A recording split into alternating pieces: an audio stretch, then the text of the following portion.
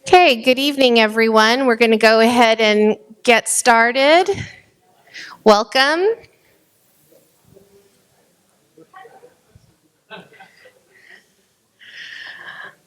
Okay. I'm Dr. Roxanne Fuentes, and I am the BCAC president and also the superintendent for the Berryessa Union School District. Thank you so much for joining our meeting this evening. We have a great topic on fire prevention that we'll be able to dive into. Before we get there, though, we do have some of our customary components that we want to make sure that we cover. And we're going to start with our minutes. I see Ty, our secretary there. You know, he's very diligent about maintaining our minutes after each meeting. We have those posted on our agenda, and he can make them available to all of you.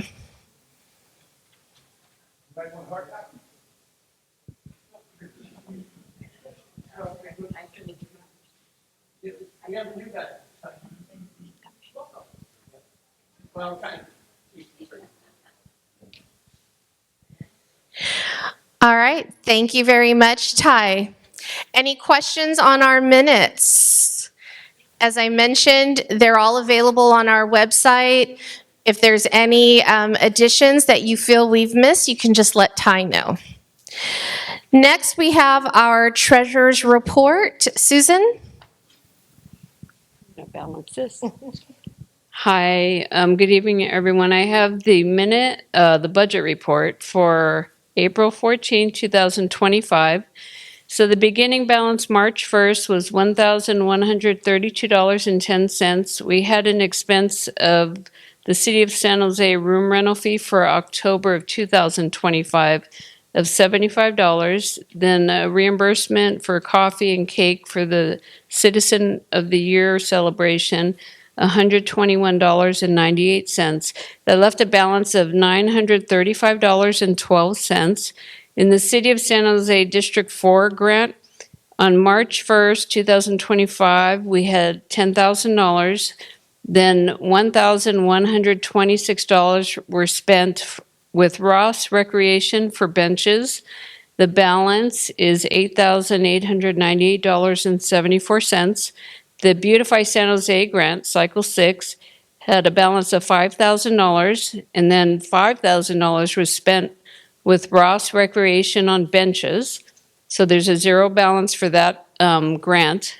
The Not a Noble Charter had $7,456.96, and $7,456.96 were spent with Ross Recreation for garbage receptacles. There's a zero balance for that account. Then we have the District 3 urgent grant, and March 1st, $3,347.64, and that remains the same. And if anybody wants to pay dues, $10 for 1 year, you got a half a year left now, you can see me after the meeting. It gets you an official badge, it gets you cookies, coffee, nice company, and great information like we have waiting. Thank you. Thank you, Susan. So next, we're going to go into our law enforcement report. And this evening, we have CHP present, Captain Justin Bradford. It's okay to clap for him, yeah. We appreciate him being here tonight. I guess I'm the only one here tonight. Good evening, everyone. Again, Justin Bradford, for those who have not seen me before. I don't have a lot. I'll make this quick. It sounds like you have a good presentation tonight with the fire people, so I'll make this quick. So, as always, whenever CHP is here, we're here to listen. So if you have any community problems, let me know about it. My email is really simple, jbradford@chp.ca.gov. So again, that's jbradford@chp.ca.gov. Just a couple things. So since San Jose's not here or the county, So we do partner with Special Olympics Northern California. So right now, the San Jose CHP is fundraising for the Special Olympics Torch Run. It's going to be held on Friday, June 28th. So our office is raising money. We sell shirts. We take donations. San Jose CHP is currently leading the Northern California CHP offices, all of them, because we're selling a lot of shirts. We do Tip a Cop. So last Wednesday night, myself and a couple of my coworkers were at Chili's off Alderman Expressway, so not too close to here. We're going to be doing another Tip a Cop in May at the same Chili's. But again, the goal is to raise money. 100% of what we collect goes to Special Olympics. So I wanted to share that info. San Jose PD and the sheriff's also trying to raise money. So if you want to buy a shirt or donate, you could pick the CHP because we're here. I do want to share a story. So since I've taken over in January, I have received some emails. Word gets around, new captain, and there has been some complaints. And I believe this person doesn't attend these meetings, but I did want to share with it. So, as you know, CHP covers the unincorporated areas around here, Sierra Road. There's many of them. We have a large area. A lot of the busy stuff happens on the freeways. But since I've taken over, we're trying to get some of our motors out in your communities a lot more. When people see the highway patrol, whether it's a patrol car or our motors, they slow down, they drive. So last month, about 2 weeks ago, we sent someone up in response to a traffic complaint that I received by email. Alum Rock Ave at Canyon Drive.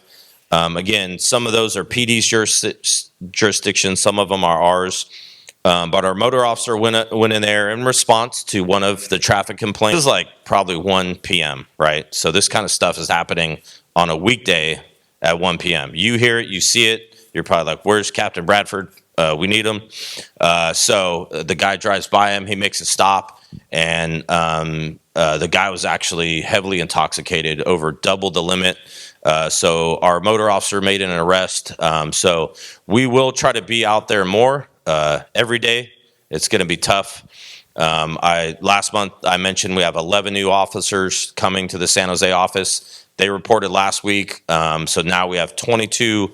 That's about a quarter, 25% of our officers in San Jose are on training right now. But we will try to get some of the motor officers out in your communities to slow people down. And if you drive drunk or speeding, thing for me, that's all I got. Thank you. Have a safe evening. Email, yeah. Thank you, Captain. Appreciate you being here.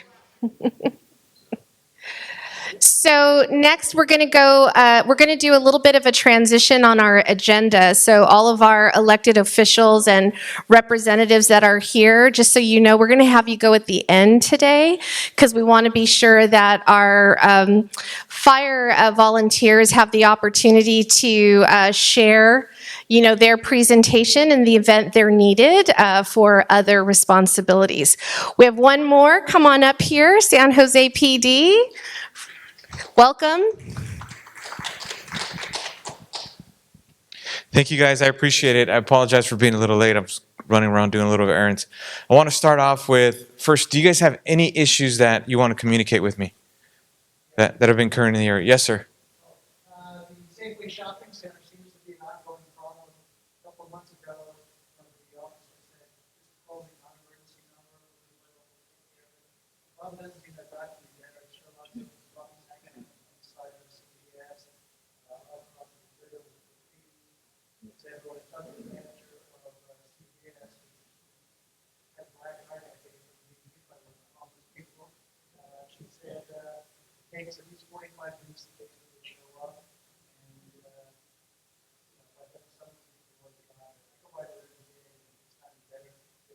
Large RV that's been parked out there for the last 2 months, and we still haven't heard from them.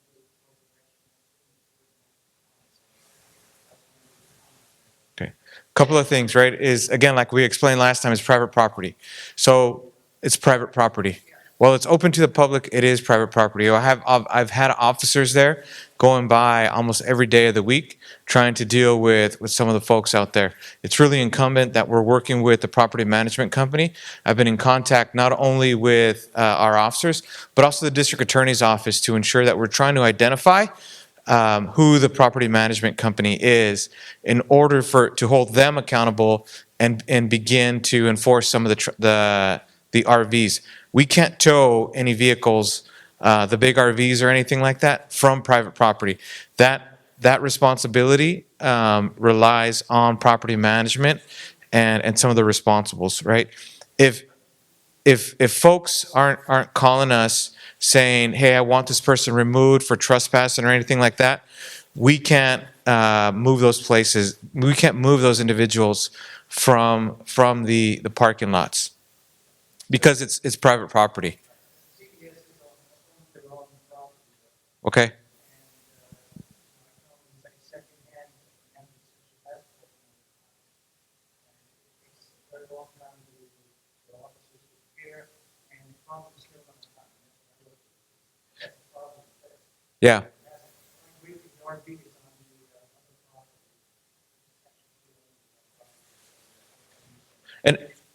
And I understand the frustration with that, right?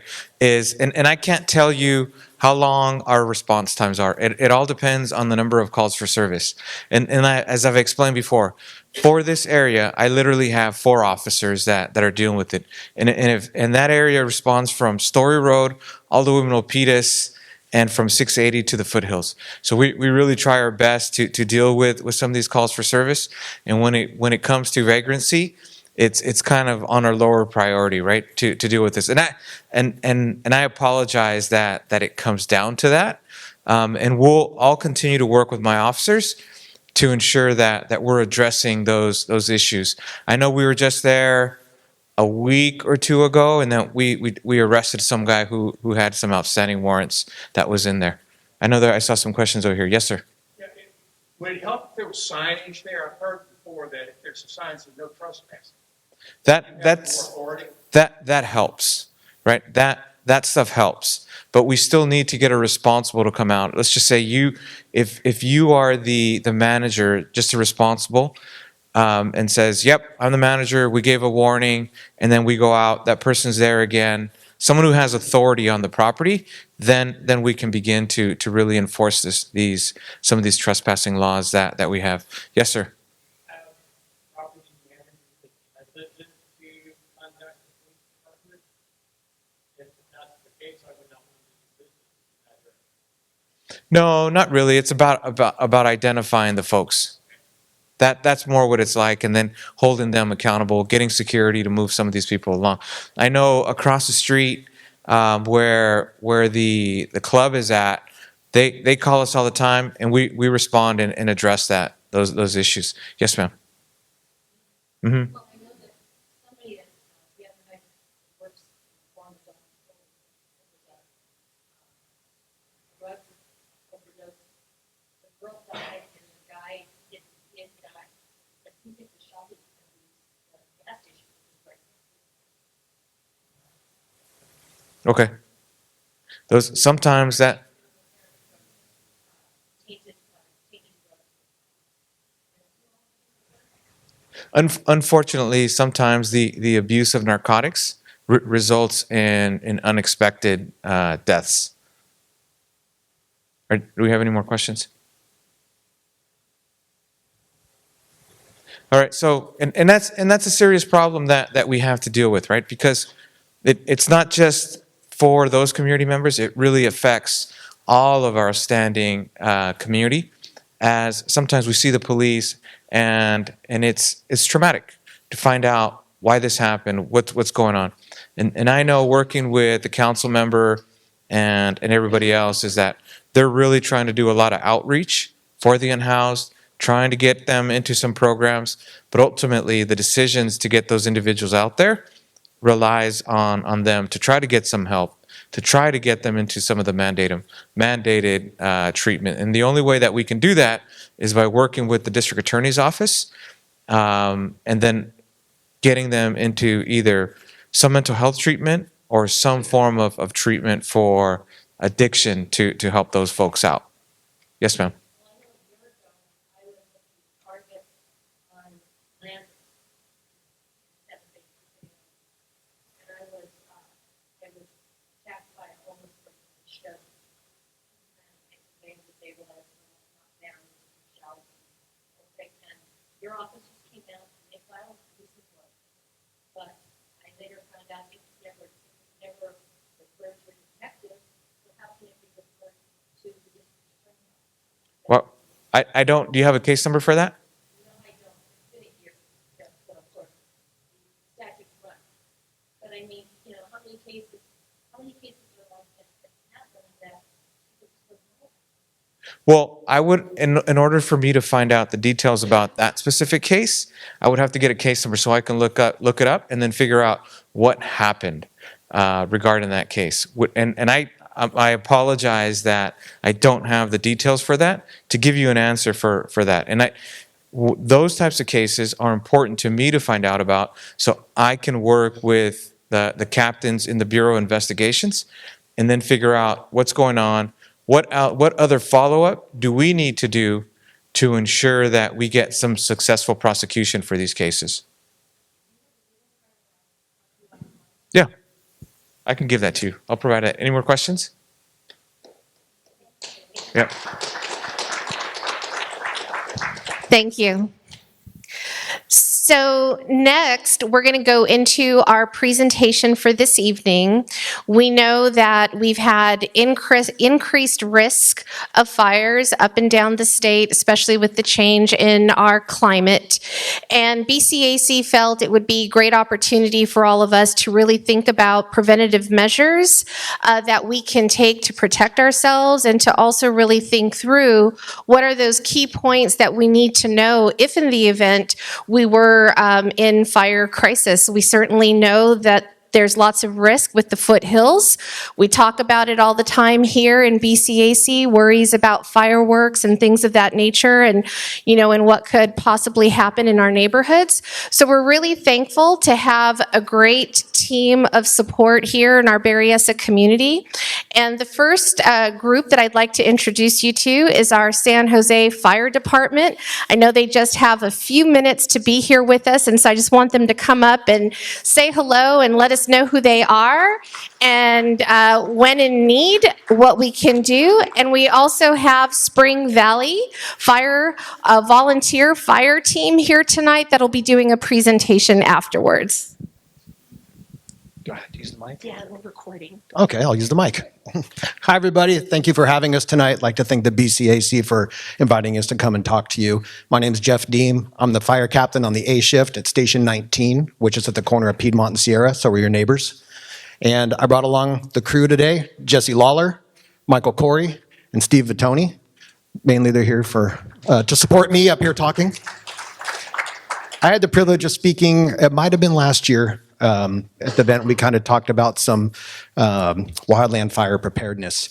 And I wanted to take the time, being that in another couple months here, we're going to be in wildland fire season. We're going to start to see the hills dry out, and we're going to start to see, our typical fires in the creeks and in the foothills, and it happens every year. And talk briefly what you can do to help prepare your homes and yourselves to make your home more defensible, more fire resistant, but also kind of talk about the need to understand when it's time to get out and when to get out. And so I just have a little bit of notes here. I was going to do a fancy PowerPoint, but I ran out of time.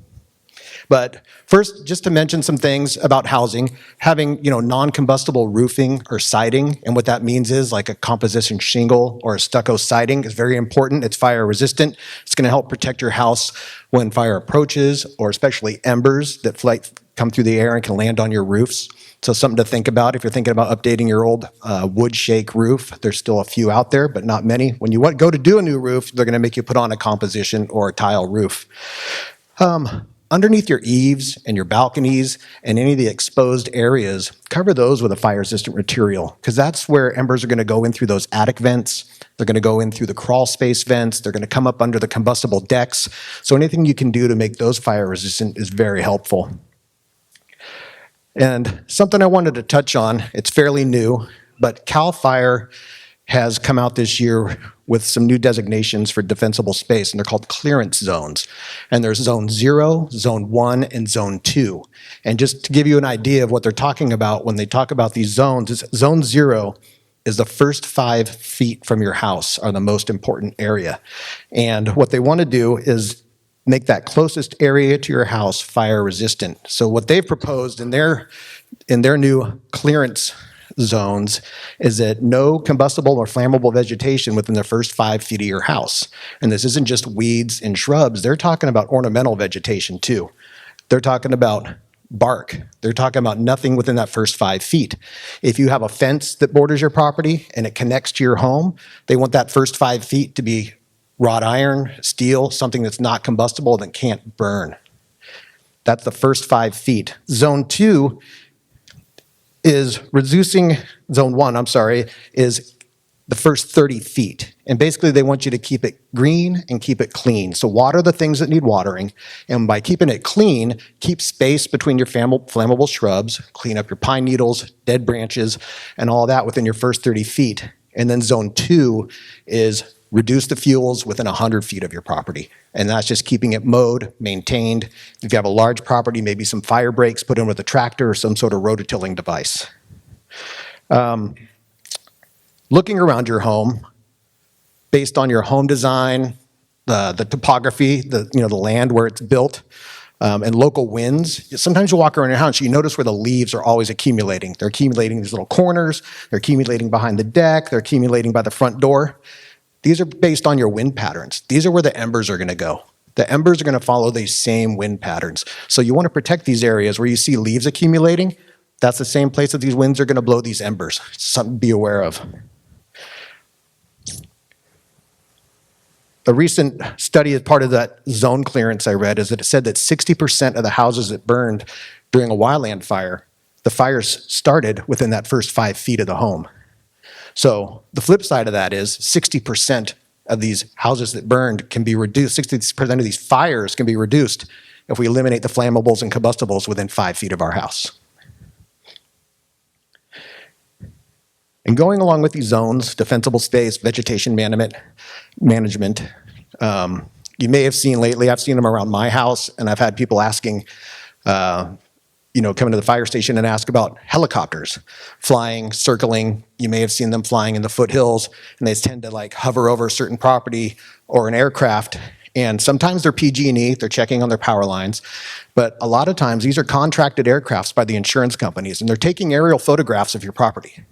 And what they're doing is they're photographing your defensible space, your roof, your water sources, your water supplies, your exit routes, fire hydrants, and they're submitting these to insurance companies to review. So the better defensible space and better prepared you are, this is going to be reflected in these. And so sometimes you'll see these flying over your house, and that's what I've seen them doing. Was there a question? No, okay. Not only the building, would that mean residential? They're mainly going to go to the high-risk areas first, but I'm not sure what they're covering as far as down in what we call the flatlands, but definitely areas in the foothills that in the wildland-urban interface. And when I say wildland-urban interface, this is where the homes meet the open space, and sometimes they're intermixed with that open space. So that's referred to as the wildland-urban interface, where the homes meet that vegetation threat. So you'll hear that term a lot, wildland-urban interface. Again, remove the dead leaves from your gutters, remove them from your roof, any dead branches that are hanging over your roof, cut branches at least 10 feet away from your chimneys. And if you do have a wood-burning chimney, they have what's called a spark arrestor. Make sure it's a screen mesh on top, minimum of 1/4 inch. This keeps the embers from coming up your chimney and then traveling. It catches the embers. They're referred to as spark arresters. And then a lot of times you hear red flag days. These are days where we don't barbecue, we don't smoke, we don't mow the fields, we don't mow the lawns. And this is all based on, an extreme temperature, anticipated winds, very low relative humidity. It may not have rained for several weeks. And so when the National Weather Service assigns a red flag day, we really need to adhere to that. We don't ever want to be part of a wildland fire, but we also don't ever want to be the cause of a wildland fire. So if you ever hear the red flag warnings, just, try to follow that and not do any, smoking, barbecuing, yard work, any of that type of mowing. And I'll talk briefly about access to the homes. So make sure your street name is visible at all intersections. So sometimes we come to an intersection, the trees are overgrown, it's been knocked down by a vehicle or something, and we come to an intersection and we have to then go back to our maps and rely on which way we're going to go, trying to identify what street we're on without a street sign. Post your address on your house so it's easily visible, especially at night. Addresses should be a minimum of 3 inches high and contrasting color to the background. And it's very important to use the numeric addressing, like 1, 2, 3. You'll see on a lot of houses they have the script where it's written out, number 1, 2, 3. These are very hard to read when we're driving in a wildland response, and seeing the numeric designations is a lot easier. Identify at least 2 exit routes from your house. For example, if you're up Suncrest or maybe on Clater Road, you're not going to be driving out with all the fire apparatus coming up Clater. Your primary exit route may be through Alum Rock Park on foot. So have a bag, what they call a go bag, and be ready to exit the opposite direction that we're coming. Because if everyone's trying to exit down the same narrow 1-lane road we are, that's just going to compromise our response time in getting to the fire. And access to your house, if you're down a long driveway or have branches over your driveway, make sure those are limbed up. We do have some apparatus that are 10 feet tall, and they're going to have to, some of our off-road, four-wheel drive, the suspensions, the water tanks, and the way these off-road vehicles are designed, they can be pretty tall, and that's going to be the time where either we can't get through because of the size of the limbs, or we're going to have to take the time to get on top of the engine and cut these limbs down before we can get to that access. All this access help, defensible space, all the preparation helps us when we come into an area that's burning and we have to do structural triage. And triage, meaning to sort. There may be times we come to a neighborhood, fire's rapidly approaching, and we have to quickly triage those houses to determine which ones are worth the risk to defend and which ones aren't. Sometimes we're going to make a stand because they have good defensible space and they've done the work, and we're going to deploy hose lines and we're going to fight to save that house. Other times, we're going to have to back off, let the fire burn through, and then go back and put out the fire. And then there are times where the house is not going to be worth the risk. That's what I have for you tonight, and I wanted to share with you as we're approaching wildland season. Again, we're at Station 19, if you ever want to come by or have any questions. And again, thank you for inviting tonight.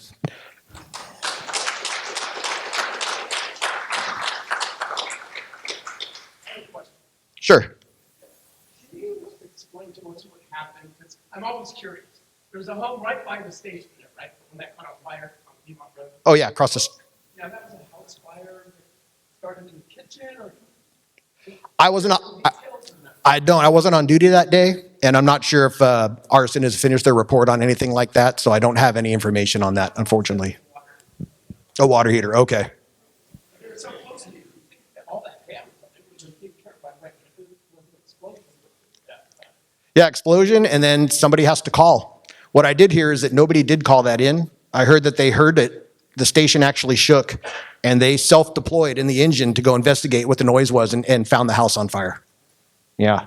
Yes, sir. I lost a fence last summer, and I want to thank the fire department. I think it's what I live on Fox Ridge Way. We were up the Viceroy Fox Ridge area. Yeah.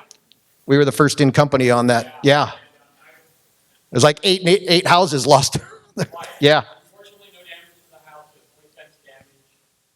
But I'd like to, I guess it's the county responsible for the mowing and getting rid of all the weeds back there are really tall. It's an interesting combination because we get county parks and city parks that kind of intertwine there, right? Penitencia Creek, and then you get Alum Rock Park, and then there's the other park over there, and they are a combination of county and city, but I'm not sure where those exact lines cross. I'd like to be able to make sure my insurance went up $400 a year. Right, yeah. So I'm not happy about that, and I'm also, there's been times I was walking down the path, there wasn't anything on, I walked down that little bridge, I turned back, and there was a fire. Yeah, Fire, because it was like 2 minutes. And I've seen people ripping the creek, so I just kind of it is a big issue, for sure. try to put 2 and 2 together, but there's been a lot of cleanup of almost exactly the matter, but I think that is a contributing factor.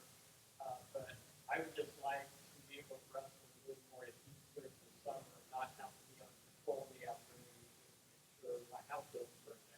And I know being back there, and that's where the defensible space will come in. I noticed that one of the neighbors, they had like an entire cinder block wall that faced that open space, and they had zero damage. So they had kind of gone above and beyond the fire resistant.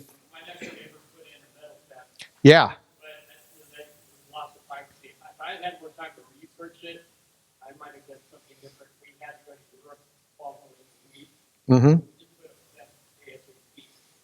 But And that's where it's very important between that fence, because those are all your backyards along there, if I remember right, between your fence and that house to make that as fire resistant and non-combustible as possible. So there's no chance of linking that fence fire to your house. so are you suggesting digging a quick tree? I've got lots of trees. Depends how tall they are, how many there are. Yeah, exactly. But they're what we call ladder fuels. Fire goes from the ground to a branch, up into the higher branches, to the next tree, to the roof. And those are called ladder fuels. If you can eliminate those ladder fuels, you can really reduce your fire threat. Yeah. Yes. I understand that the city, county, all that stuff, if you call and you ask, can you mow the area that's take preventative measures in the park?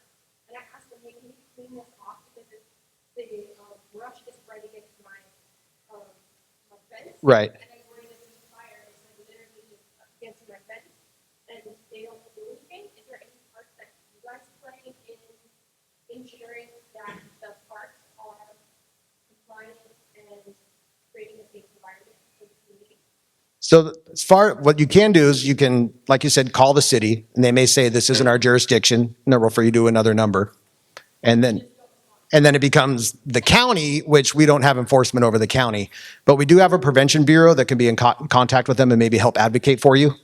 But as you know, the county is much larger than the city, and they have more open space to take care of. But if you call a number, they tell you that's not our jurisdiction, you get another number and you're not getting the response, you can always call us to help, get direction and, hopefully get you the result that you're trying to get. Yeah. Question? Yes. Beginning you mentioned in order to keep your house safe, basically cover up the vents on the bottom and top of the house underneath. That seems like that's a thing for fire stuff, but normally you shouldn't be doing that. Ventilation, Well, like where your roof comes out over and then the vents are underneath there, you have the exposed rafters sometimes that come out. You can plywood over those to prevent them from getting up into the combustible area under the sheeting. But then you still want the screens around your attic with the 1/4-inch mesh, to not let the embers in. And it can get kind of tricky because you want adequate ventilation, so you can't obviously board up all the vents. But any of those open spaces, under a deck, sheeting it, with a non-combustible material, under the eaves, a non-combustible material, yeah, but, okay, hopefully that answered that. Back here, as I saw earlier. Thank you. Thank you. Are there any types of plants that you would recommend to get rid of the house like an existing fire zone for one? Is there anything else that you might recommend fixing a more fire zone? Yeah, I know more about the oil flammable ones than I do the non, but I know the CAL FIRE website has a link to a lot of areas. And yes, sir. the trees, the Cal Fire targeting, so can I do a picture? Yeah, yeah.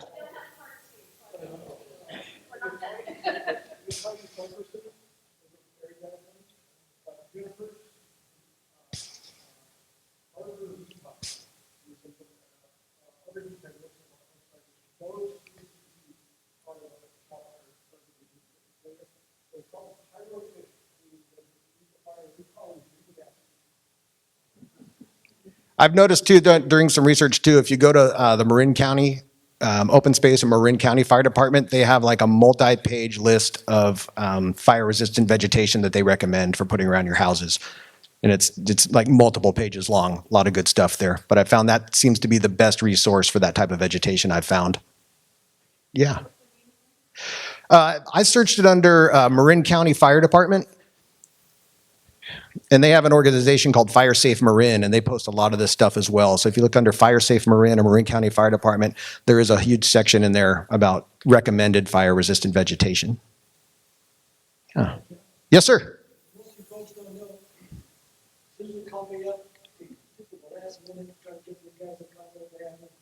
Jeff about 2 o'clock or something. These guys been off 4 days, we've been on vacation for 2 weeks. Let's get ready for families, you guys probably even have dinner. He said, I'll try to make it. This is the kind of people we got here. Fantastic. So that was very good. Thank you. Appreciate that. Thank you, sir. And just to let you know, too, we have an incredible partnership with CAL FIRE and an incredible partnership with Spring Valley, and you're going to hear from them next. But I said incredible partnership with them because they're a volunteer organization. And when we call, they show up every time. They show up in large numbers. They show up with the resources, and they show up to work. And it is great having them right next door, being our neighbor and being able to respond. We really appreciate you guys. Thank you so much. Yeah, I appreciate you. Thank you. Thank you. And that's a wonderful segue. I want to bring up Captain Simon So and Nick Arnett from Spring Valley Fire. As was mentioned, total volunteer organization and ready to do everything that they can to help keep us safe and work with us on prior prevention strategies. So thank you. Thank you very much.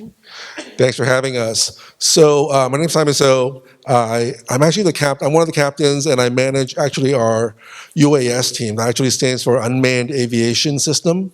So drones, basically, right? So we've actually adopted an entire drone program. We have 4, actually 5, including myself, FAA licensed pilots that we use to help mitigate fires, keep an eye on situations, search for lost hikers, vehicles that go over the cliff, things like that. It's also important to note that, as the other captain mentioned, we do share some jurisdiction as well, right? So Sierra Road, Calaveras, Felter. We've got 2 stations. Our main station is off Swaggart, and our training center is right off Calaveras there across from Ed Levine. So we try to staff it as much as we can, mostly on weekends. There's people around, and there's people on call with pagers and apps on their phones. So we do respond, and we end up at the same scenes that these other guys do a lot of times. And sometimes we get there faster than them because we're already there on the hill, right? So it's important to point that out. The other piece with being a volunteer department, we really appreciate everyone's support, first of all, because we are fully volunteer, and we depend on donations to kind of stay afloat kind of thing. But we've done quite well over the years. We're proud of what we do. The one piece I want to mention about volunteer is all of us have a day job, right? So we all have our own little specialty that we have during the day, and we bring all those pieces together. And a lot of times, a lot of that is fire related and rescue related, right? So you've got myself that's got a drone business where I help fire and police agencies all over the country, all over the world actually, all the way up to the FBI and Homeland Security with drone programs. So we bring a lot of best practices to the area, back to Spring Valley Fire to share with the community. And so there's a lot of information sharing that we do. We also have experts like Nick Arnett, who'll be coming up next. He is not only a volunteer at Spring Valley, but he teaches fire sciences nationwide. He's worked with the National Forest Service. But without stealing too much of his thunder, let me bring him up and have him go through a little presentation with you on prevention.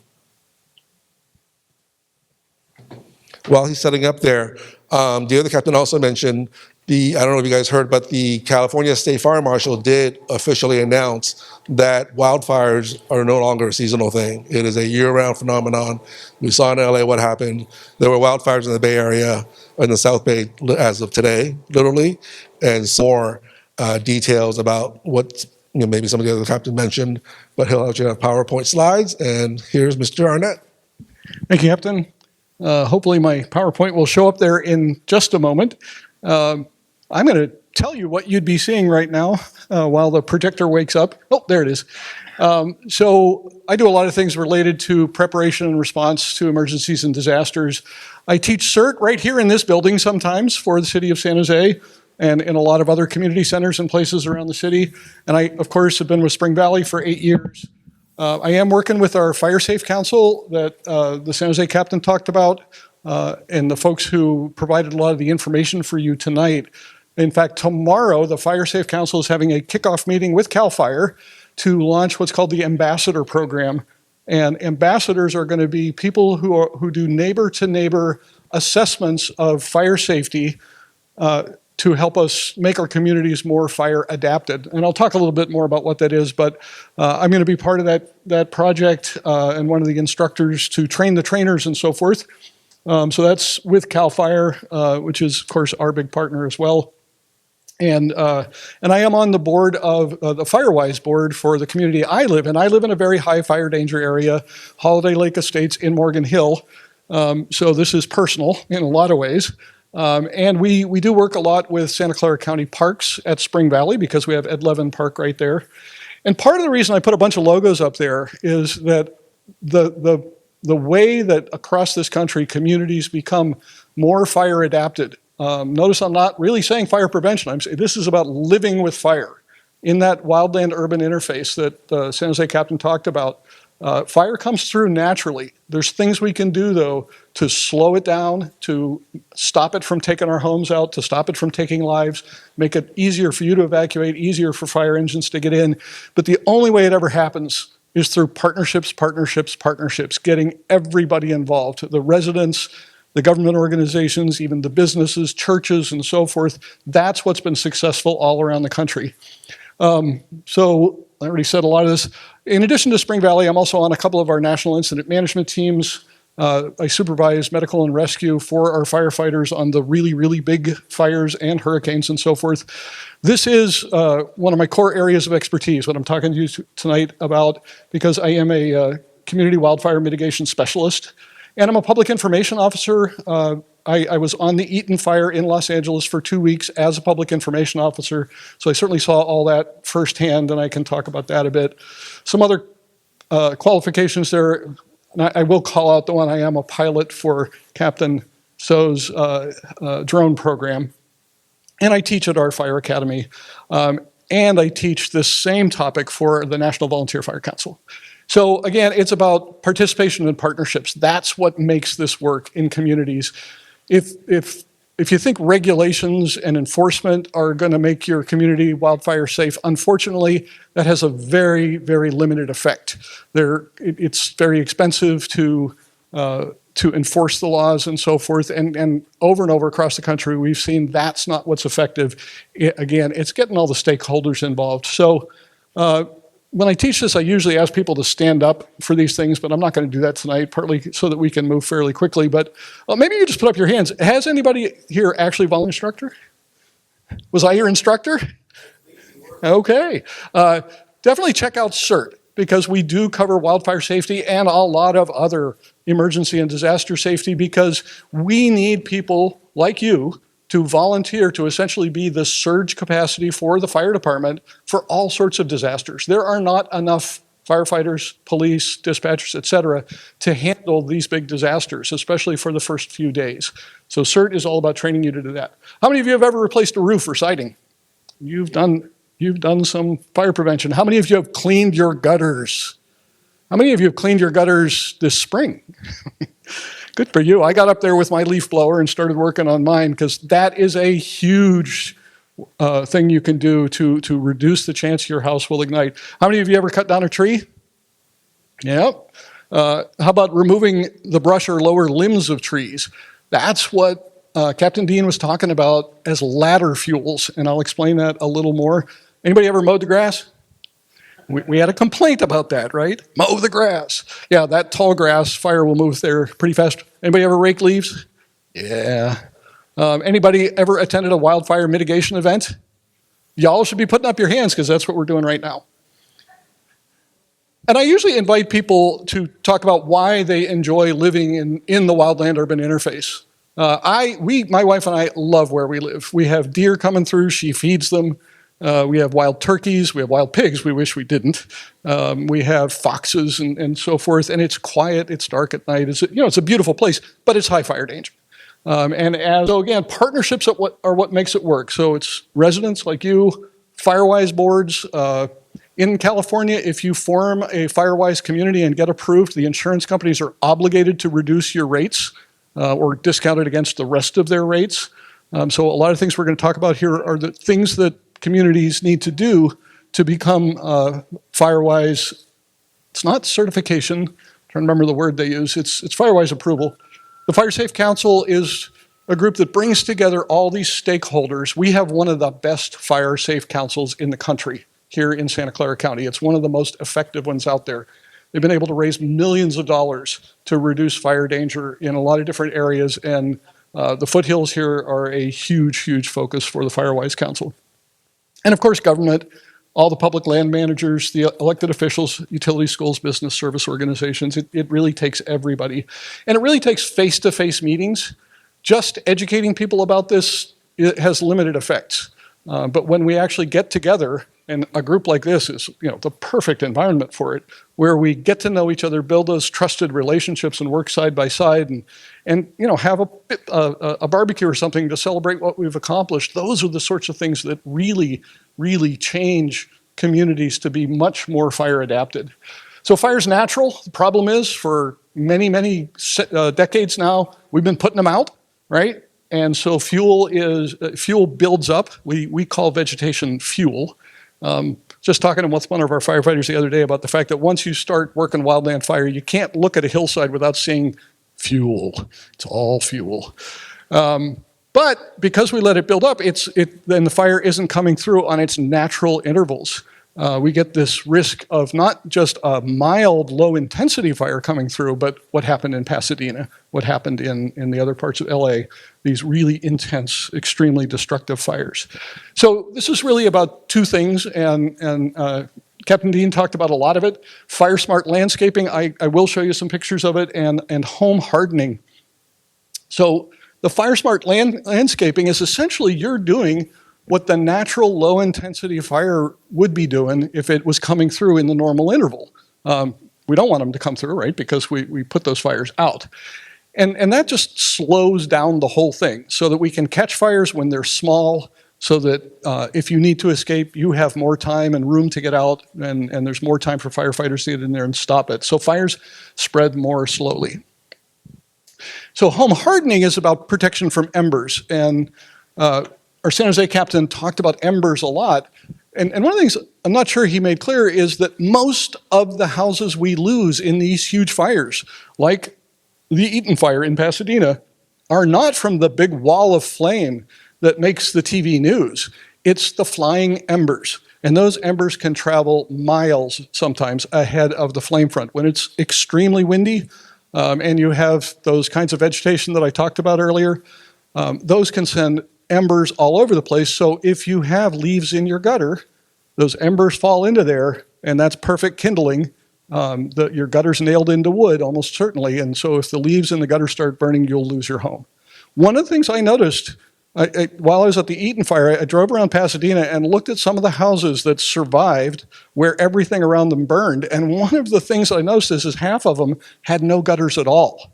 So if you don't have gutters, and I'm not saying get rid of your gutters, but things like gutter guards are a good idea, or regular cleaning. Even with gutter guards, you need to make sure debris doesn't accumulate on the roof. And I know that at least one insurance company is giving discounts for installing the gutter guards. And then some resistance to the radiant heat. That's for the big wall of flame. That's important. So these are the zones that he was talking about.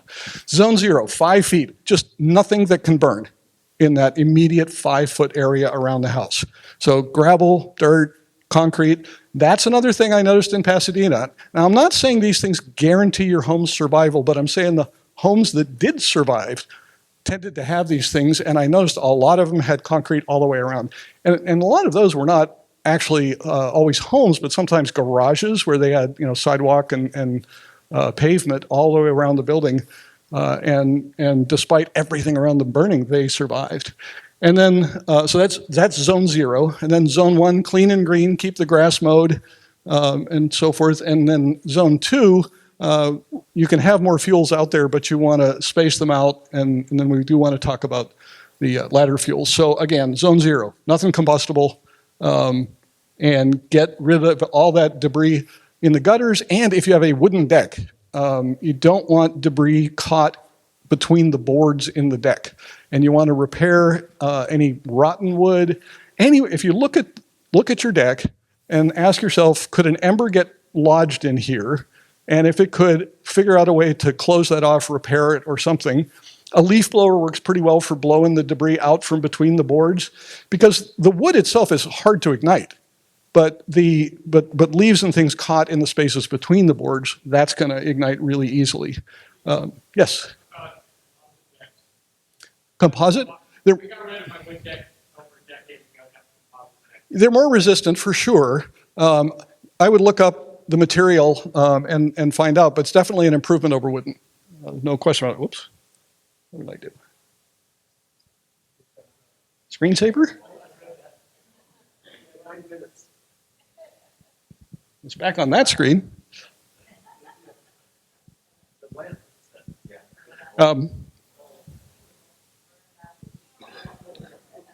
Well, I'm going to speak to it. So zone 1, that's 30 feet out. You want to clear the dead plants, grass and weeds from that, so nothing that will ignite easily.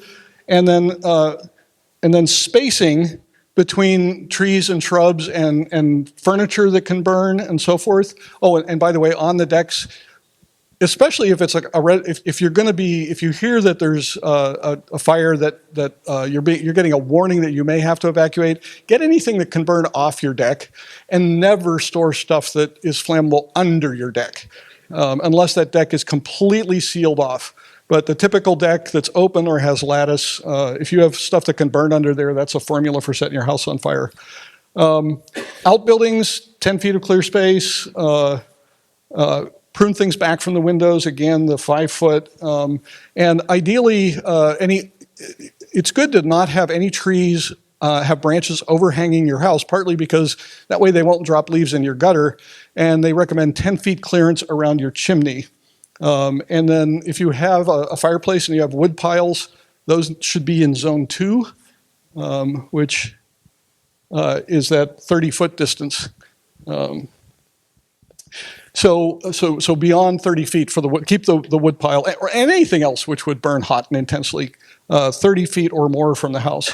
So in that zone 2, 30 to 100 feet, annual grasses 4 inches or shorter, right? Shrubs and trees should be separated. We like to see ideally 10 feet of separation between the canopies of trees.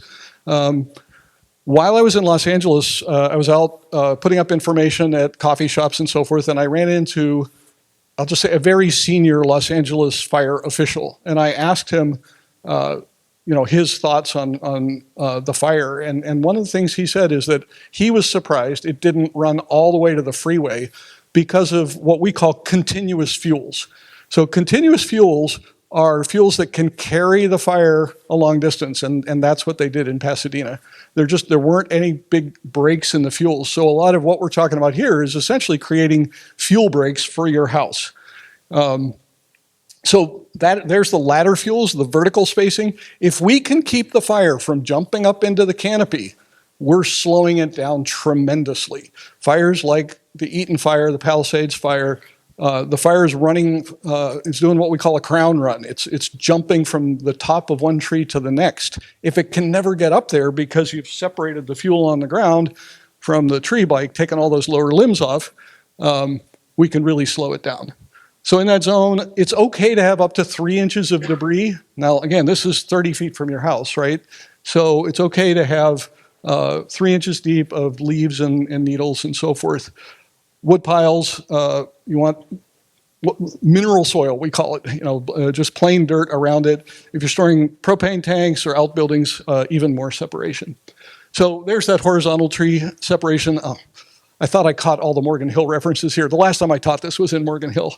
I don't know what the tree ordinance is here in San Jose, actually, but so I don't know how free you are to remove trees.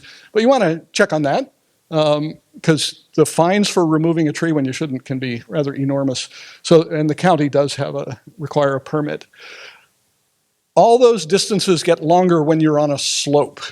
The big factors that influence fire behavior are the temperature, the wind, and the slope, the topography of the land. We like to say fire goes where water flows. You notice we have a lot of fires in riverbeds and so forth. So anywhere water will drain, fire will run uphill there. So you have to essentially expand all these distances if you're sitting on a hill. And I can't give you absolute numbers for it. And when the hill gets super steep, the fire danger starts going down. but it has to be extremely steep. But the steeper, especially if you're sitting above a lot of fuel on a hillside, that's a high fire danger situation. So hardening, again, interrupt the paths, as he talked about, and I've said a little bit about. Just look, is there a path for fire to come from the vegetation to your home through a wooden fence, through vegetation that touches a deck, that sort of thing. Just look for those paths and break them up. So we always recommend, if you have a wooden fence, put a metal gate in it, because fire will not cross the metal gate, right? Then the fence can't carry that. Block radiant heat from nearby burning objects. So that's things like if you can put in triple pane windows, that's great. It's rare that houses actually ignite from heat coming through the windows, but the better insulated the windows are, the less likely that is. And if you have curtains that won't burn, close those curtains. I talked to a homeowner in Pasadena who had wooden shutters on the inside of his windows, and that was one of those houses that survived when every house around him burned. And clearly a lot of heat had come through, but those shutters seemed to actually stop it somewhat. I met somebody else who put duct tape over the vents, like the foundation vents of his house, and that actually seemed to work. The house was saved.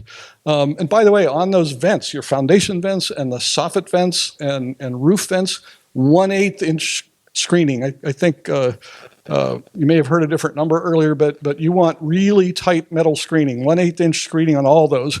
I have pictures of a house from a guy who came to talk to us at the shelter in Pasadena, and he had pictures of his house as he left with fire shooting out of the foundation vents because they weren't blocked. Embers will just get blown right in there and ignite whatever's in there, and his house burned to the ground, unfortunately. So a lot of this really is about those flying embers. So chimney, gutters, roof, talked about a lot of that already. Siding, wooden siding. My house has that T111 siding on it. That's terrible for fire safety. Got to figure out what to do about that. So wood shingle roofs, nightmare for fires, of course.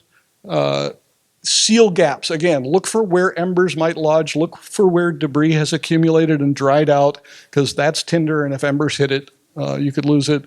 Roof and gutters clear. Talked about the chimney screen and closing the flue. So that's my roof. That's what it looks like every time I get up there to blow the debris out. We have oak trees above us, and the darn things just drop leaves all the time. And so I walk along there with a leaf blower and blow all that stuff out of there. That's my deck. That's some gaps that I needed to fill. Those are the kinds of things where embers can lodge. Caulking to seal up openings and so forth. Decorative woodwork, if it's something like a lattice work that can lodge embers, it's not good to have.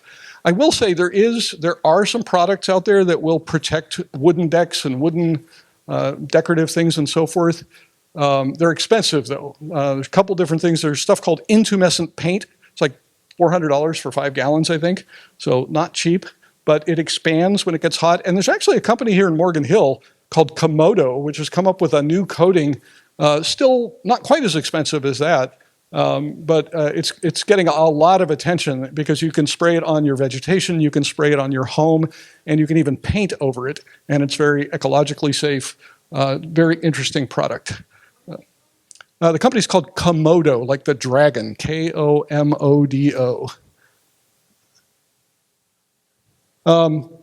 San Jose Fire talked about the property identification, really important. That's what sits in my backyard all the time, a hose pre-connected to a spigot. All I have to do is, that could be for me, just turn on the valve and now I've got a hose to put out fire in my backyard. I don't know if you can tell how steep the slope is there. We're at the top of the hill with a lot of fuel below us. Or if I'm gone and CAL FIRE, which provides fire protection in my neighborhood, if they show up, there's a hose already connected to a water supply that they can use immediately. This is a good idea. We'll use that kind of stuff. Roads and driveways, he talked about that a bit. So I don't need to repeat that. He talked about knowing 2 ways out. So the go bag, he mentioned that without saying too much about it, but things like medications, prescriptions, extra glasses, your important documents, birth certificates, tax records, stuff for your pets. One of the great things that's happened in recent years is that we've become very pet friendly at evacuation shelters. we had a huge shelter. We had over 500 people in the shelter in Pasadena, and a lot of them had their dogs with them, and maybe some cats too. So before you go, if you're under a warning, have your car pointed out, packed, ready to go. Know how to open your garage door when there's no power. There's usually a handle hanging there.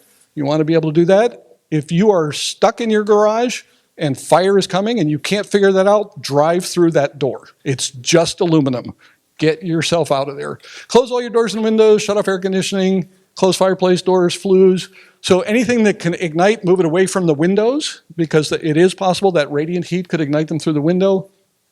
Move stuff that can burn away from the home. Firefighters do that. Firefighters sometimes cut decks off houses to save them, but also moving lawn furniture and other things that can ignite.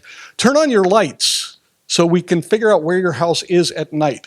That might sound a little surprising, but when the power is shut off, and sometimes PG&E is shutting our power off before these fires happen, it's sometimes hard to see where a house is. So actually, if PG&E shuts off the power, obviously the lights aren't going to stay on. Lost it for a second there. If power is still on, though, that's going to make it easier to find your house. Put a ladder on the side of the house opposite the fire.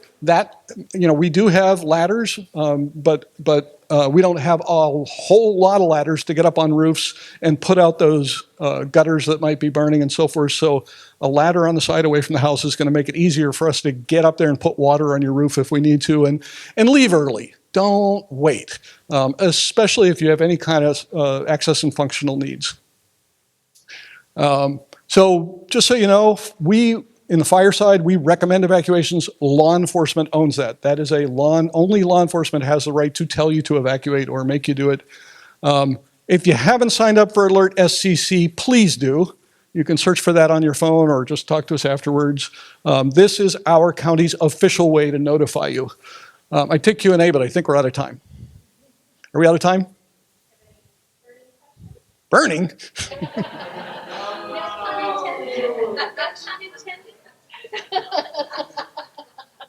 Thank you. Can we give Nick a round of applause? I was just telling Captain So what a wealth of knowledge Nick Arnett is, and we're so happy that at the last minute, they were able to make themselves available to us to be able to provide this really important education. And the reminder, volunteers. Right? Volunteers just very passionate about taking care of our surrounding community. So any opportunity we have to support Spring Valley, please do. So thank you again, and thank you, Captain So, for being here. It was a pleasure meeting you. Yes.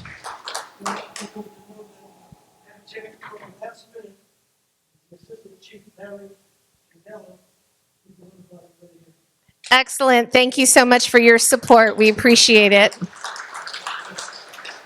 So with that, we're going to go on to our elected official announcements. We don't have a whole lot of time, so prioritize what you want to share tonight with us. Assemblymember Alex Lee's office. Yes. Yes?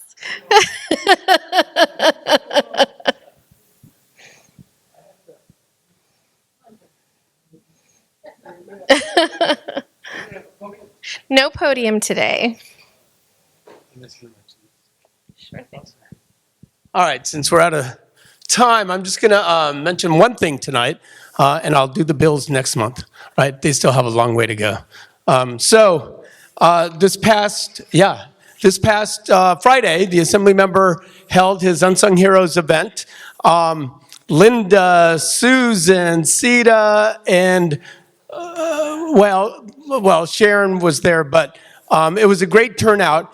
And remember a couple of months ago? Well, thank you very much, Barry Essens, for contributing and nominating folks, because we do have a lot of unsung heroes in this community. And last year we only had one. This year we had 5 out of 27, actually 26, 25 people. So that was a good contribution. So thank you very much. The Assemblyman honored Sharon Root for her work. Ty Greaves, Ron Appleby, and I wrote them down because Mike Krause, Mike, where are you? Yep, I forgot. And Carol Godey, Sita's friend. So those are the 5, and we'll do it again next year. So just be prepared to nominate someone. Because Ty and Ron could not make the event on Friday, I will make sure that you come on up.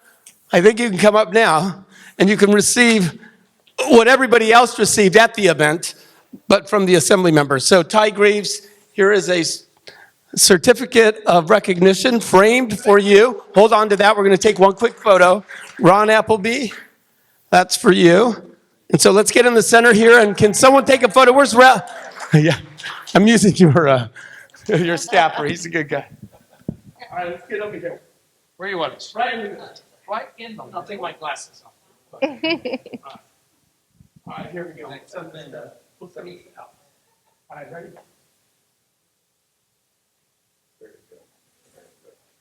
Okay. You get the whole bag. The program's in there as well. You can read your bio. Okay? All right. Thank you, guys. Congratulations. Another round of applause of all the good work happening across Berryessa. Senator Cortese's office.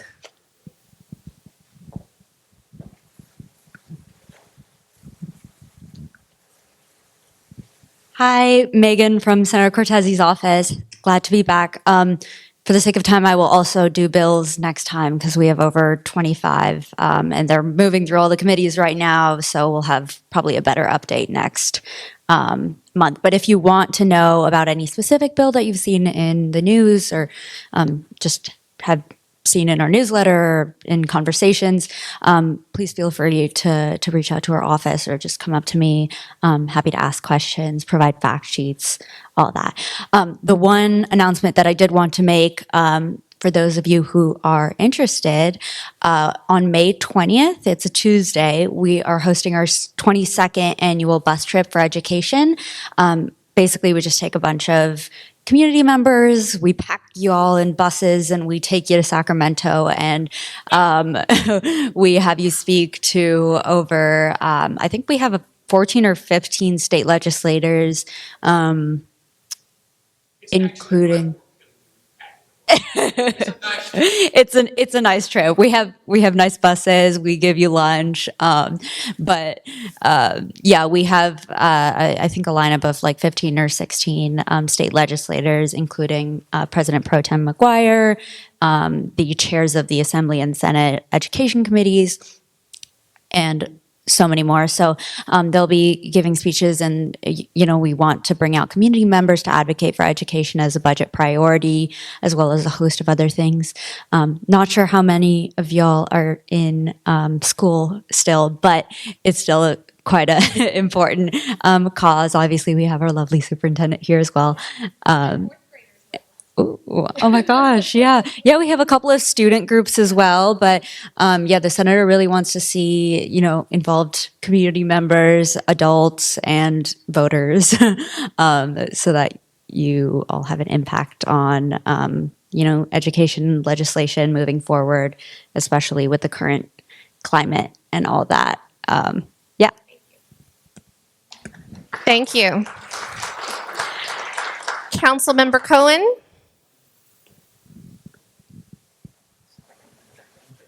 All right, thank you. I feel very exposed without a podium up here, very unusual. I'm going to, well, first I'm going to start, since we were talking about fire, with the bad news, which is that we in the city had started a 3-year project to clear old vegetation and get rid of all the fallen trees and get rid of non-native vegetation in Allen Rock Park. The Trump administration just terminated that last week and said you can't have the money, so the project's been canceled. We're going to see what we can do to move it forward, but for now, that project's on hold. Let me talk about some things that are happening this month and next month in the area. First of all, this is our month of having District 4 groups doing invocations at our city council meeting. Last week we had the Piedmont Hills Jazz Band. Tomorrow we have the Sierramont Middle School Chamber Orchestra kicking off our city council meeting. It'll be great fun. Next week is Earth Day, so this Saturday is Great American Litter Pickup. There will be at 2 locations along Penitentiary Creek. I know Mike and Natalie would love to tell you more about it, but we'll be out helping them pick up litter on Saturday. If you've been on Cropley or Sierra Road recently, you might see the markings on the street because we're starting this spring to install 2 new enhanced crosswalks. one at Cropley and Messina, which will have an island in the middle with a crosswalk there. We're upgrading the crosswalk on Sierra and Mauna Kea. So that'll be an upgraded crosswalk with an island in the center of the street. Those will both be done this spring. I'm holding community office hours next Wednesday, April 23rd at Pizza My Heart over by the new Safeway.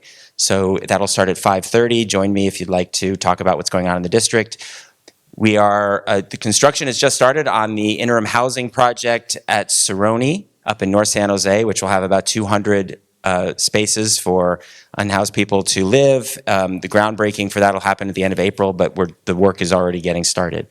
The next BCAC meeting in May will be our community budget meeting where the mayor and I will get up here and present what's being proposed in the budget and then take feedback from the community. So mark that down on your calendar. And of course, the last thing that we're all really looking forward to is the annual Berryessa Art Festival scheduled for May 10th. Ralph and others in my office, along with a whole lot of people in this room and other community members, are working on that. We've raised a whole lot of money this year. We expect it to be the biggest festival ever, over 100 vendors and a lot of other things going on. So join us on May 10th.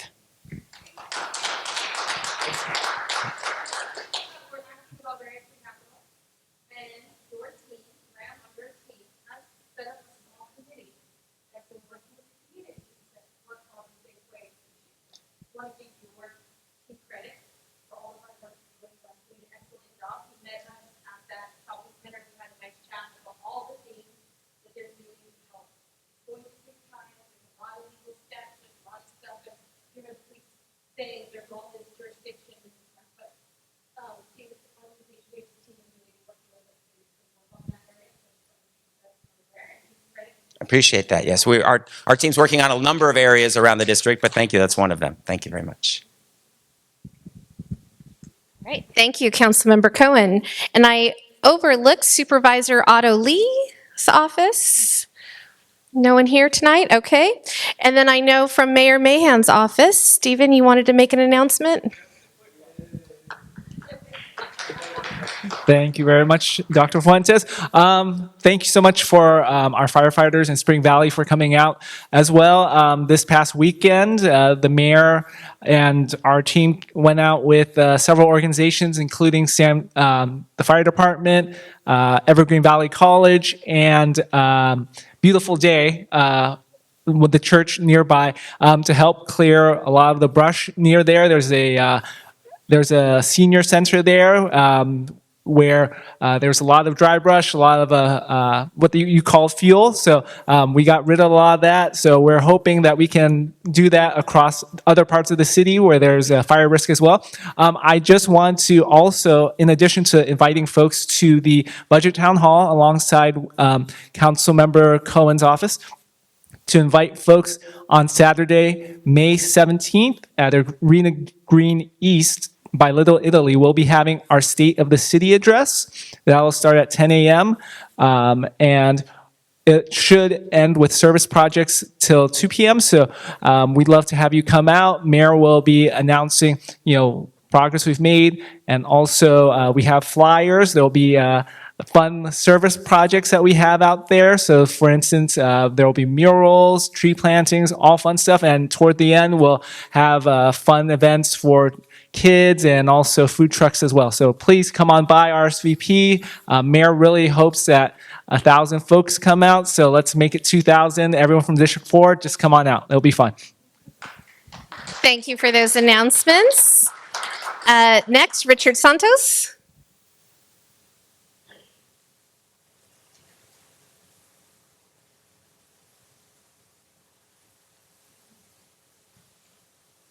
Thank you. Good evening, everybody. Appreciate y'all being here. Great topic tonight. Not to impress you, but I worked 33 years in San Jose, retired fire captain, and I really appreciate Station 19 coming out, especially our Valley Springs people. There's a lot more work to be done. Not to bore everybody, but whether it be the Paradise or whether it be the Palisades, it's all political.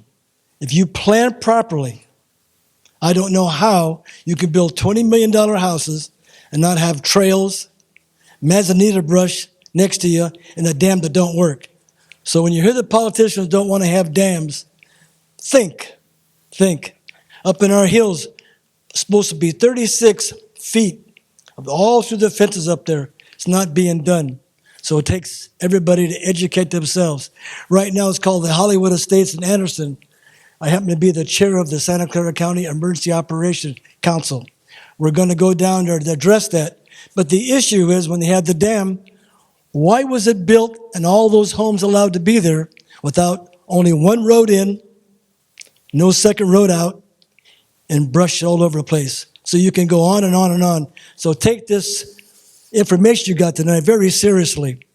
So anyway, if someone can answer me, and I'll give you this little bag of emergency, where is the surface water that was used for the last fire here in Berryessa?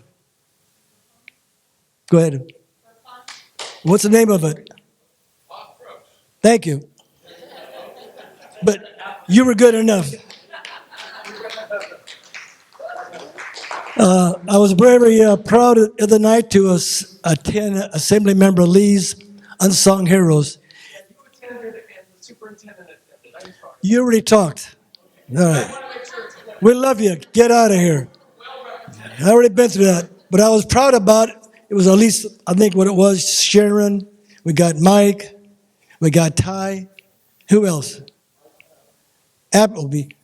All the Berryessa people is really good. But Ty couldn't make it. But there's another thing you need to know about Ty. From one veteran to another, here's my coin that says, thank you for your service as a veteran. And with that, here's my blessings.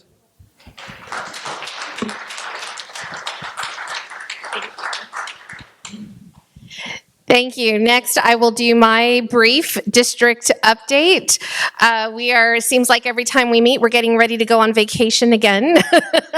So this is our last week heading off into spring break on Friday. So the schools will be closed all next week. And, hopefully the children and their families will be out and about having some fun. This has been a really tough year, as you all know, going through our school consolidation process. One of the things I do want to share, there have been lots of questions from community members regarding, well, what happens next now that these sites have been determined to be closed in the future? And so we had a committee that was convened. They were called a 7-Eleven committee. I think I shared this in the past. The reason it's 7-Eleven has nothing to do with snacks and slushies and all of that good stuff, but it can't have less than 7 people and no more than 11 people on that committee. And they have to have very defined roles in the community in order to give feedback to how we can best repurpose our school facilities. And so the committee has met. They finished their review. They provided their report to the board last week. And their recommendations were first and foremost for the district to consider leasing our facilities, and very specific, looked at leasing our facilities for community service. So what are different opportunities that would help our students, that would help our community members in looking for future tenants? So their discussions look at surplus property for sale, for lease, or for repurpose for a new function. Those are the 3 categories. But as they look at, revenue opportunities for the district, there is a distinction between what you can do with funds if you sell the property versus what you can do with funds if you lease the property. If you sell the property, the funds that come in from that sale are restricted.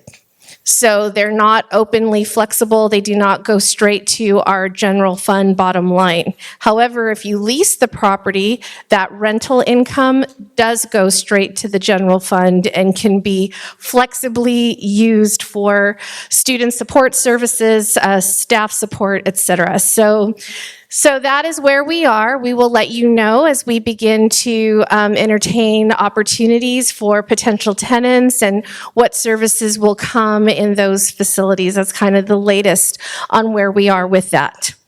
And so with our next group here, we have our Seniors Commission. I don't think Lilia is here tonight. Do you want to give an opportunity for announcements, Mike, from Penitencia Neighborhood Association? Anything to share? All right, thank you. Natalie from Beautify Berryessa.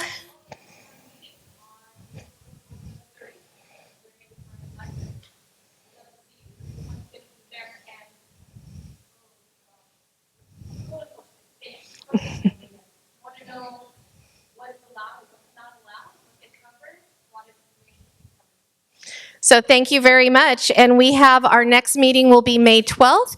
As was mentioned, that'll be our mayor and council member Cohen will be here to provide their budget update, opportunity for you to ask some good questions about our fiscal status in the city. And then for our BCAC board, remember we have our board meeting on Monday, and that will be at the Berryessa District Office. So thank you. We hope that tonight was incredibly informative. Thank you again, Spring Valley team back there. We really appreciate your service. And everyone have a great evening. Also, thank you, Sita, for the coffee and the snacks tonight. We appreciate you bringing that. We are looking for a volunteer for cookies for next month, so please let me know before you leave if you can assist us in bringing those cookies. Thank you.